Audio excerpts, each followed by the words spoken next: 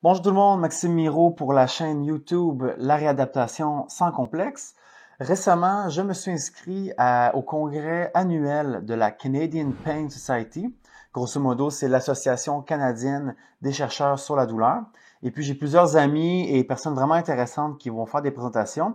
Et puis, je me suis dit, puisque j'y allais de toute manière, pourquoi pas aller faire des petites entrevues et vous présenter les éléments les plus intéressants. Donc, sans plus tarder, voici un petit compte-rendu de la rencontre annuelle des scientifiques pour la Canadian Pain Society. C'est parti!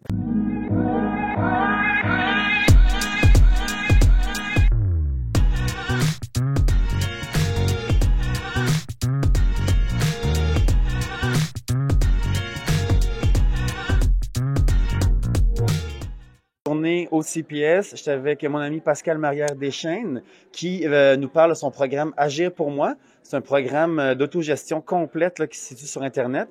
Donc, je suis bien curieux d'entendre plus parler là-dessus. J'espère que vous allez trouver ça intéressant.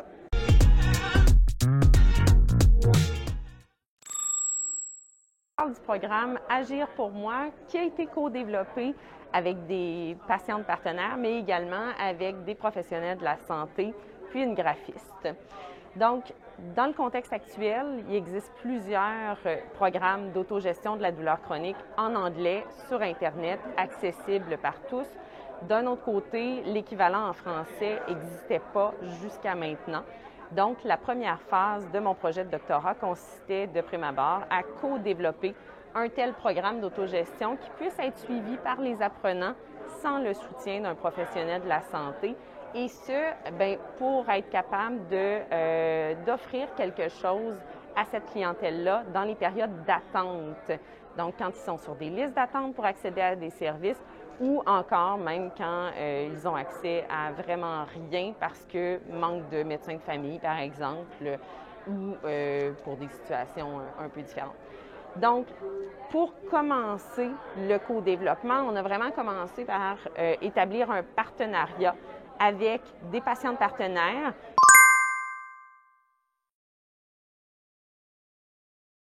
Quatre professionnels de la santé, un psychologue, une anesthésiologiste, une ergothérapeute et une physiothérapeute. Il y a quatre étudiantes en médecine qui ont été également impliquées dans le développement de certaines sections du programme.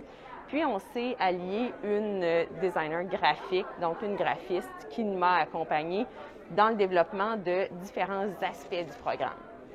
Mais pour bien commencer, on a établi le contenu principal qu'on souhaitait inclure dans le programme. C'était basé sur les résultats d'une revue systématique de la littérature qui nous avait pointé en direction de différentes thématiques qui étaient très importantes à aborder.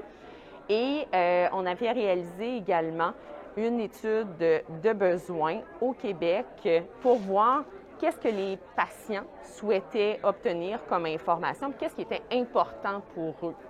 Donc, en partant avec ça, lors des premières rencontres que j'ai faites avec mes patientes partenaires, j'ai vraiment pris le temps d'établir en quoi correspondaient leurs attentes dans le processus de co-développement, qu'est-ce qui les intéressait à travers tout ça, donc bien cibler leurs forces pour utiliser leur énergie en quantité limitée à meilleur escient. Donc, on a établi également leur capacité à faire des rencontres et c'était à géométrie variable. Il y a une patiente partenaire, par exemple, avec qui j'avais une rencontre hebdomadaire, toujours à peu près aux mêmes heures, là, le mercredi, alors que pour d'autres patientes partenaires, il y a eu des moments plus intenses de collaboration, puis il y a eu des moments où, justement, selon leur capacité, on avait à ralentir la cadence, puis c'était correct comme ça. Donc, j'ai essayé de jouer de flexibilité vraiment beaucoup avec l'ensemble des partenaires pour qu'eux se sentent valorisés dans la démarche, mais également qu'ils sentent qu'il y avait la possibilité de travailler sur une diversité de contenus. Fait que les gens ont été impliqués à la fois dans l'identité du programme, le choix des couleurs, du nom, le logo ont été réalisés avec nos patients partenaires. Puis les autres, dans le fond, les professionnels de la santé avaient également un droit de regard là-dessus. Mais jusqu'à un certain point, je dirais que j'accordais une importance plus grande à ce que mes patients partenaires considéraient comme étant pertinent. Voilà! Pour la structure du programme, ça a été un peu la même chose, c'est-à-dire la séquence des leçons, le squelette du programme, ça a été vraiment développé en partenariat avec elle. Et ça laissait de la flexibilité aussi à savoir si on veut ajouter certaines sections ou si on a à changer certaines sections de place. Bien, on avait le loisir de le faire en fonction de ce qui était considéré pertinent de leur part. On a développé également le contenu ensemble, les stratégies d'autogestion et des modalités d'apprentissage variées.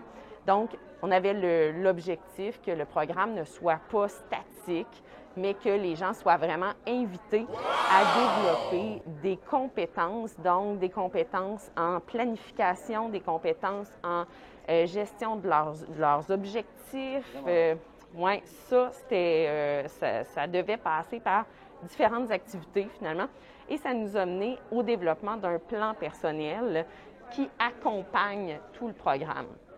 Donc, ultimement, le programme, c'est un programme sur 2 mois qui est vraiment complètement autodirigé, c'est-à-dire que le soutien d'un professionnel n'est pas requis pour le passer, mais ça pourrait se faire, par exemple, dans une utilisation future. J'invite les professionnels à l'utiliser en complément potentiellement à leurs propres interventions.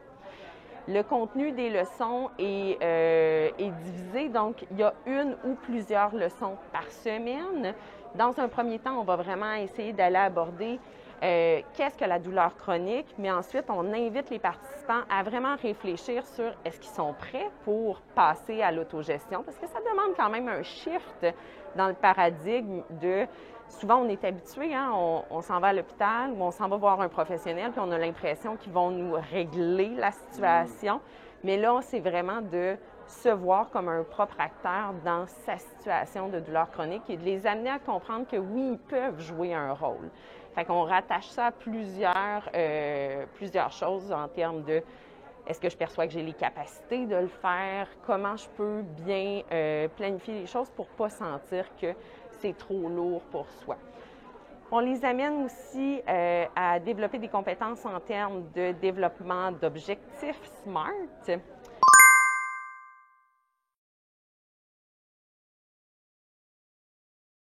Et par la suite, bien là, vraiment le contenu plus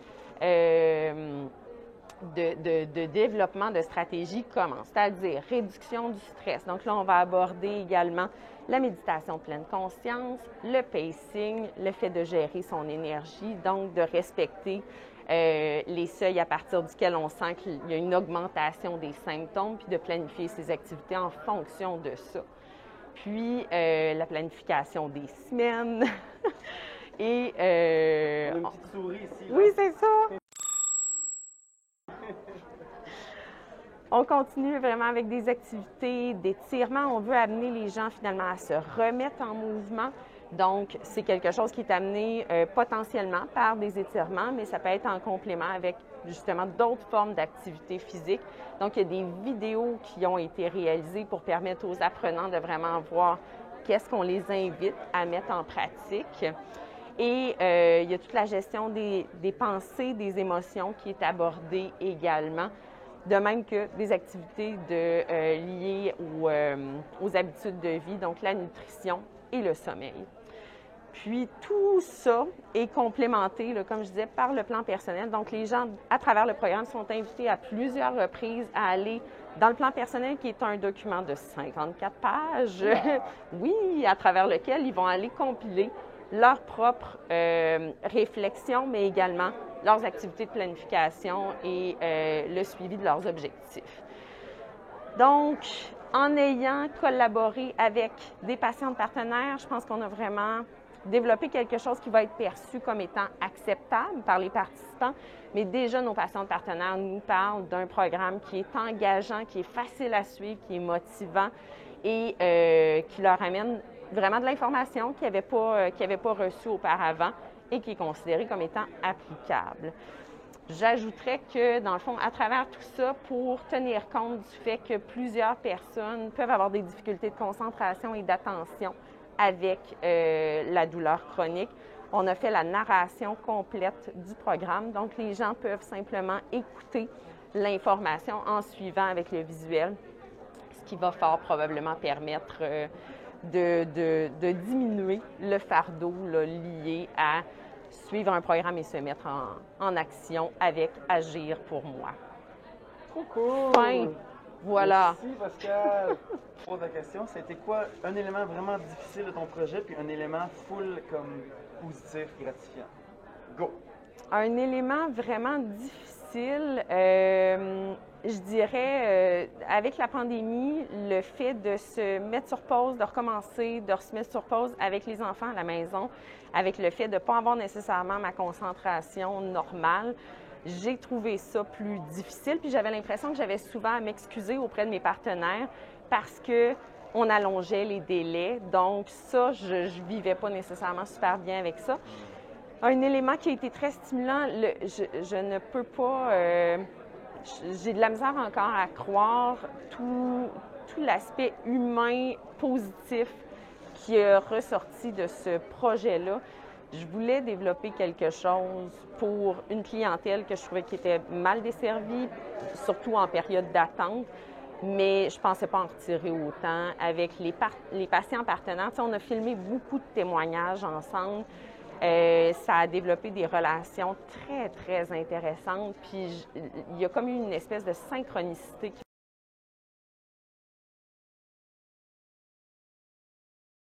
qui m'a suivi tout au long de ce projet-là. J'ai rencontré des bonnes personnes au bon moment.